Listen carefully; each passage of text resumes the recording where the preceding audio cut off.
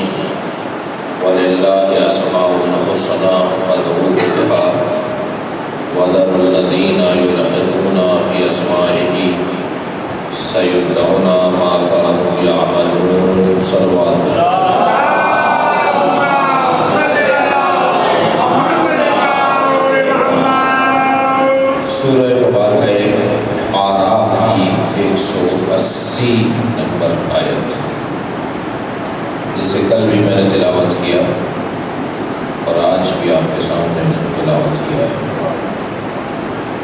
پروردگار عالم اپنے اس کلام میں ارشاد فرما رہا ہے وَلِلَّهِ الْأَسْمَاءُ الْحُسْنَى، اللہ کے لیے بہترین نام ہے۔ اصل مقصد یہ ہے کہ اللہ تک پہنچا جائے، اللہ کی معرفت حاصل کی جائے، اس کی ذات سے قرب حاصل کیا جائے۔ اس نے پیدا ہی اس لیے کیا ہے کہ وہ پہچانا جائے۔ وہ ایک چھپا ہوا خزانہ تھا، اس نے چاہا کہ میں پہچانا جاؤں، تو اس نے اپنی معرفت کے لیے ایک ماحول بنایا۔ اس نے زمین آسمان بنائے، اس نے در حقیقت انسان کو بھیجنے کے لیے اس کے آنے کی جگہ کو ہموار کیا، اس کے رہنے کی جگہ کو مناسب کیا۔ انسان جہاں رہے وہ معمولی جگہ نہیں ہو سکتی، اس لیے کہ انسان ہے اور اس کو بہتر جگہ دینے کے لیے اس نے ماحول بنایا۔ ویسے بھی ہر چیز ہر جگہ نہیں رکھی جاتی، ہر چیز ہر جگہ نہیں آتی، اس کے لیے ایک ماحول بنانا ہوتا ہے، اس کے لیے ایک زمین بنانی پڑتی ہے۔ ہر سواری بھی ہر جگہ پر نہیں چلتی، جہاز بھی ہر روڈ پر نہیں چلتا، اس کے لیے بھی ایک علیحدہ رن وے چاہیے ہوتا ہے۔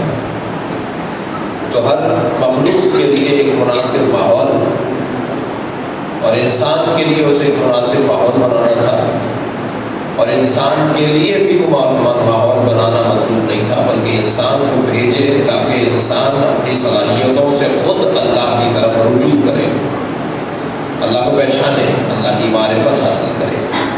اصل مقصد انسان کی خلقت کا بھی یہی، اور پھر کیونکہ معرفت انسان پیدا کر سکتا ہے، معرفت انسان حاصل کر سکتا ہے، جانور، پودے، پتھر تو زبردستی کے مسلمان ہیں، مجبور مسلمان ہیں، انہیں جہاں لگا دیا وہیں لگے رہیں گے، ان میں کوئی فرق نہیں آئے گا۔ لیکن جو اپنی صلاحیتوں سے، جو اپنے اختیارات سے اللہ کو پہچان سکتا ہے، وہ مخلوقات الہیہ میں صرف اور صرف انسان ہے۔ ایک سلوات بھیجے محمد والا۔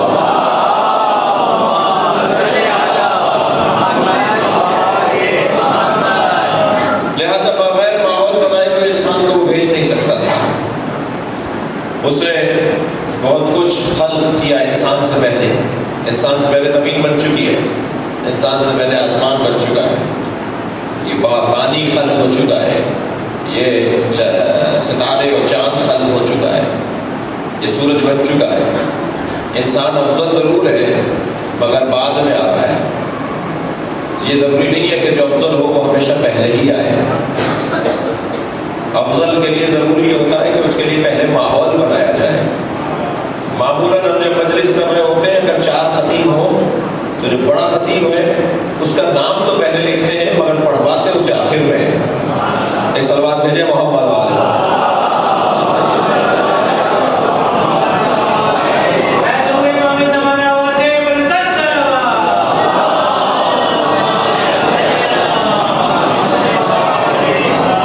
اس لیے انسان افضل ضرور ہے مگر اسے پہلے نہیں بھیجے گا، وہ اس کے لیے پہلے ماحول بنائے گا۔ جب میں اور آپ اس قابل ہو جائیں کہ ہم سے پہلے ماحول بنے، تو جسے اللہ نے خود معصوم بنایا ہو، جسے اللہ نے سارے نبیوں سے افضل قرار دیا ہو، جسے ساری کائنات میں سب سے زیادہ بڑی شخصیت بنایا ہو، تو اس محمد مصطفیٰ کو سب سے پہلے نہیں بھیجے گا، ماحول بنائے گا، پہلے نبیوں کو بھیجے گا، پھر آخر میں جا کے سرکار کو بھیجے گا۔ جو جتنا افضل ہوگا اتنا ہی آخر میں آئے گا، یہ بھی طے ہے۔ اس کے لیے ماحول بنے گا، اس کے لیے انتظامات ضروری ہیں۔ مگر یہ انسان بھی اس لیے تاکہ وہ اللہ کو پہچان سکے، اس میں زیادہ بہتر صلاحیت ہے کہ وہ اللہ کو پہچان سکتا ہے۔ یہی آیت جو میں نے تلاوت کی اس سے پہلے والی آیت، یعنی 179ویں آیت جو ہے اس سے پہلے والی آیت، اس کے اندر پروردگار عالم ارشاد فرما رہا ہے وَلَقَدْ ذَرَعْنَا لِجَهَنَّمَ كَثِيرًا مِنَ الْجِنِّ وَالْإِنسِ، ہم نے جہنم کا ایندھن بہت سارے جنوں اور انسانوں کو خلق کیا ہے۔ ہم نے خلق ہی اس لیے کیا ہے کہ جہنم کا انہیں ایندھن بنائے۔ کیوں؟ اس لیے کہ لَهُمْ قُلُوبٌ لَا يَفْقَهُونَ بِهَا، انہیں ہم نے دل دیے ہیں مگر وہ سمجھتے نہیں ہیں۔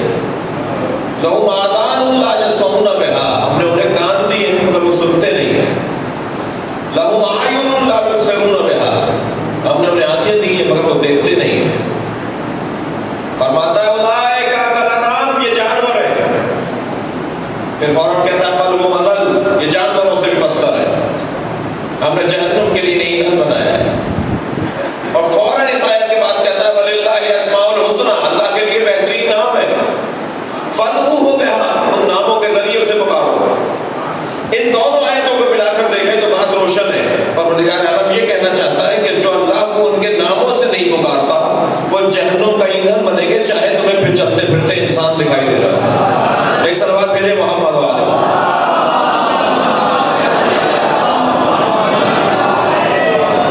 یہ بظاہر انسان، اچھا یہ بھی طے ہے کہ ہر انسان نما کو انسان نہیں سمجھا جائے گا۔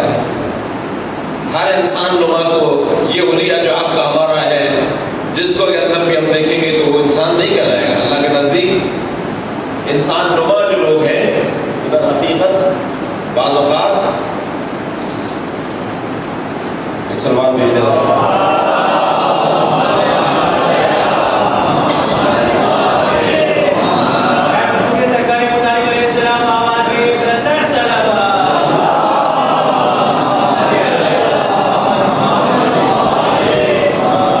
اس سے مجھے سلوات عطیہ کریں۔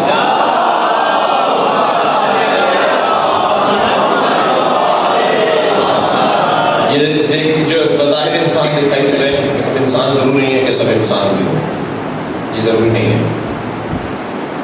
اس لیے کہ اسی انسان کو کبھی اللہ نے شیطان کہا ہے، اسی انسان کو کبھی اللہ نے پتھر کہا ہے، اسی انسان کو کبھی اللہ نے جانور کہا ہے، کبھی جانوروں سے پستر بھی کہا ہے۔ یہ بظاہر جو انسانی حلیہ ہے اس کو انسان نہیں کہا جاتا۔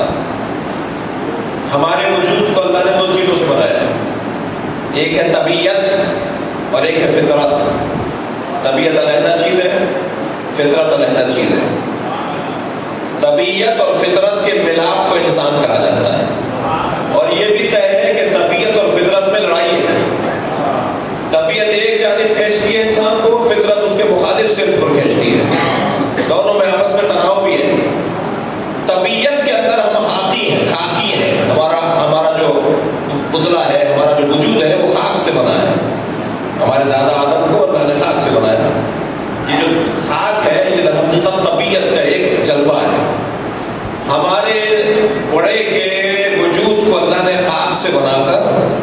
اس میں روح کو ڈالا ہے.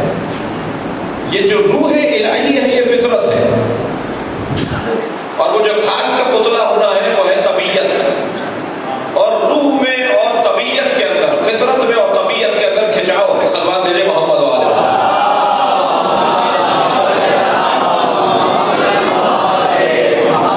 اچھا، اگر تھوڑا سا آگے تشریف لے آئیں گے تو بڑی عنایت ہوگی. صلوات بھیجتے ہوئے خوش ہیں.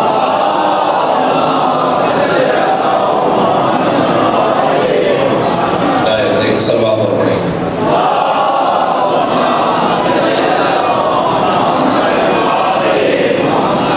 اب اگر توجہ میرے ساتھ رہے، اب اگر طبیعت فطرت پر غالب آ جائے تو یہ در حقیقت حیوان ہے، اور اگر فطرت طبیعت پر غالب آ جائے تو یہ ولی خدا ہے. یہ نہ صرف انسان ہے بلکہ انسانوں میں بھی افضل ترین وجود ہے. ان دونوں میں لڑائی ہے آپس میں. اب جو جیت گیا وہی کہلائے گا. اگر طبیعت جیت گئی تو یہ حیوان کہلائے گا، فطرت جیت گئی تو یہ انسان کہلائے گا. یہ دونوں میں نے عرض کیا لڑائی ہے. جس کی طبیعت، اگر چاہتے ہیں تو اس جملے کو، اس مفہوم کو تھوڑا سا اور آگے بڑھاؤ.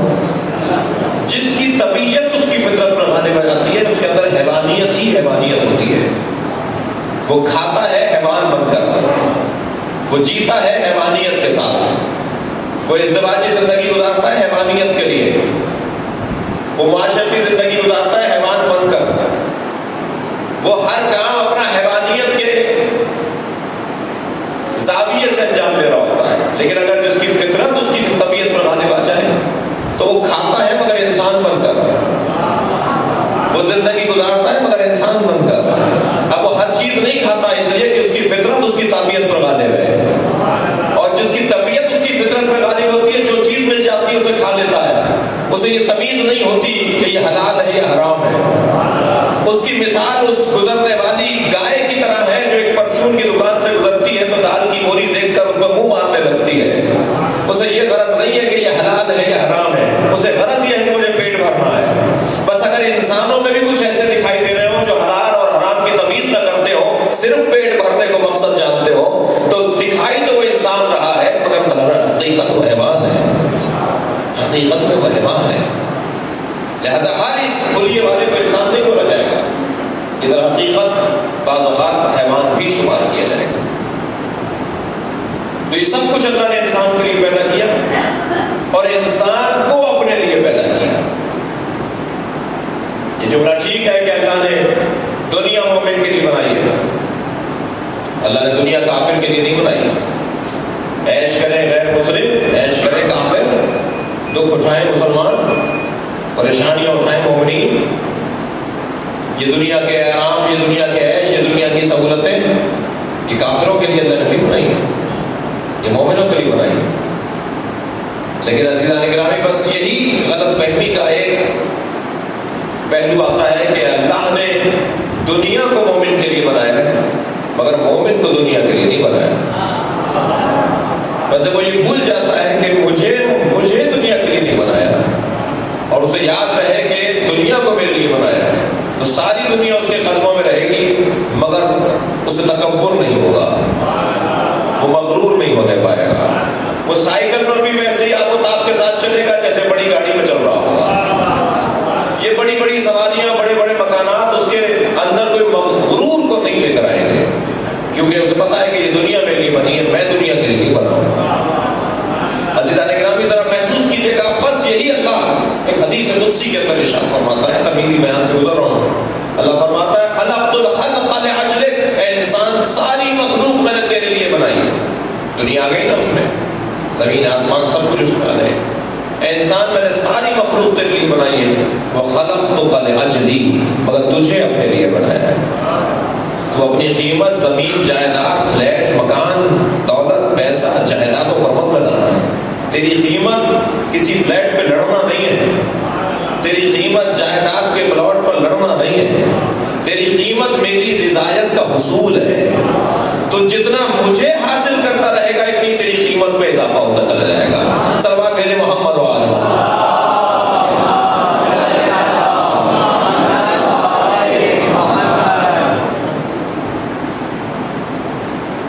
انسان اپنی قیمت کو پہچانے. معصوم ایک جگہ ارشاد فرماتے ہیں کہ وہ بہت بڑا انسان ہے کہ جو اپنی قیمت کو جانتا ہے. جو لوگ اپنی قیمت کو نہیں جانتے وہ ضائع ہو جاتے ہیں، وہ برباد ہو جاتے ہیں. حقیقت بھی یہی ہے کہ اگر کسی شے کی قیمت کا علم نہ ہو تو وہ شے سستے داموں بک جاتی ہے، وہ ضائع ہو جاتی ہے. انسان کی قیمت اللہ کی رضایت کا حصول ہے. شاید مجھے یہاں تعبیر مکمل کر دینی چاہیے. عزیزان گرامی، مقصد یہ ہوا کہ کسی طرح اللہ کی رضایت حاصل ہو.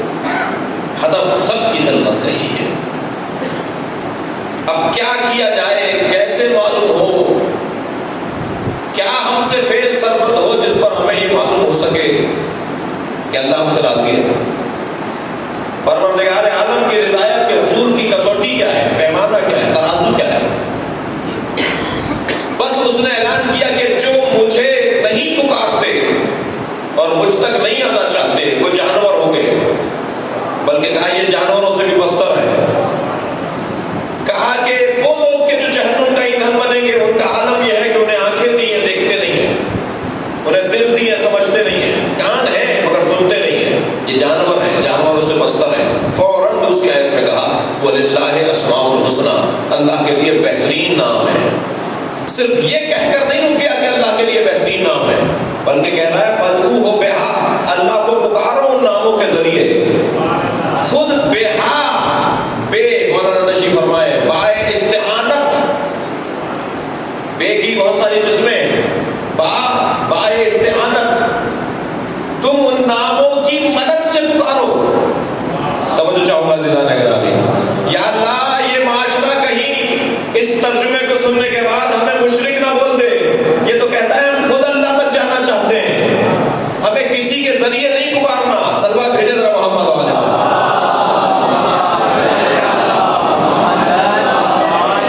لیکن یہاں پر پروردگار عالم نے بتایا کہ اللہ کے ناموں سے اسے پکارو.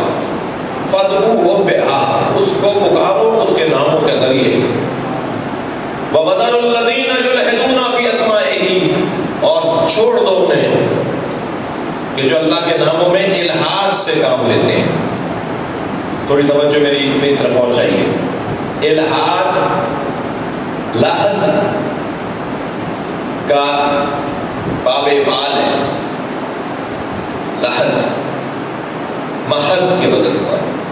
اطلب العلم من المہد الى اللحد، علم حاصل کرو مہد سے، گہوارے سے، الى اللحد، قبر تک. مہد کہتے ہیں گہوارے کو، گود کو، اور لحد کہتے ہیں قبر کو. قبر بھی لحد نہیں ہوتی، قبر کے اندر بھی ایک گوشہ ہوتا ہے جسے لحد کہا جاتا ہے. پوری قبر بھی لحد نہیں ہوتی. پہلے وہ باغلی قبر بنائی جاتی تھی، قبر کھودنے کے بعد پھر برابر والی دیوار کے اندر ایک لحد بنائی جاتی تھی اور اس میں مردے کو اندر کر دیا جاتا تھا. لہذا پرانے قبرستانوں کے اندر یہ طے کرنا مشکل ہو جاتا تھا کہ جو اوپر قبر بنی ہوئی ہے مردہ بھی اسی کے نیچے ہے یا اس کے برابر والی جگہ پر ہے. بہت مشکل ہو جاتا تھا پرانی قبروں. کبھی پرانے قبرستان کی اگر تعمیر نو اور قبروں کی تعمیر مطلوب ہوتی ہے تو وارثوں کو یہ طے کرنے میں بڑی مشکل ہوتی تھی، کیونکہ وہ لحد جو ہے وہ برابر والی دیوار کے اندر ہوتی تھی. معلوم ہوا کہ مردے کی جہاں نشاندہی کی گئی ہے وہ مردہ نہیں ہے، وہ برابر میں مردہ ہے. جہاں قبر بنی ہوئی نہیں ہے لوگ پیدل چل رہے ہیں، لوگ وہاں سے گزر رہے ہیں مثلا. اور آپ نے دیکھا ہوگا کہ تعویذ قبر کو بھی بعض اوقات لحد کہا جاتا ہے. جالی تو بہت بڑی ہے امام حسین کی، مگر خاص تعویذ کو لحد کہا جائے گا. لحد یعنی ایک گوشہ، ایک کنارہ. یہ جو اللہ کہہ رہا ہے وَذَرُوا الَّذِينَ يُلْحِدُونَ فِي أَسْمَائِهِ، انہیں چھوڑ دو جو اللہ کے کاموں میں الحاد سے کام لیتے ہیں. یہ الحاد ہے کیا؟ دیکھیے کفر ایک چیز ہے، شرک ایک چیز ہے، الحاد ایک چیز ہے. ملحد کسے کہتے ہیں؟ الحاد کرنے والے کو. الحاد کسے کہتے ہیں؟ جو لحد کا شکار ہو. توجہ چاہوں گا. کافر اور ہے، مشرک اور ہے، ملحد اور ہے. کافر کون ہے؟ کافر وہ ہے کہ جو انکار کر رہا ہے، حقائق کا انکار کر رہا ہے، اسے کافر کہا جاتا ہے. مشرک کون ہے؟ جو حقائق میں غیر حقیقی چیزوں کو مخلوط کر رہا ہے. مشرک وہ ہے جو مخلوط کرتا ہو، ملاوٹ کرتا ہو. جی دودھ میں پانی، ہمارے معاشرے کے اندر دودھ میں پانی ملانے والا کلامی زبان میں مشرک کہلاتا ہے، یعنی جو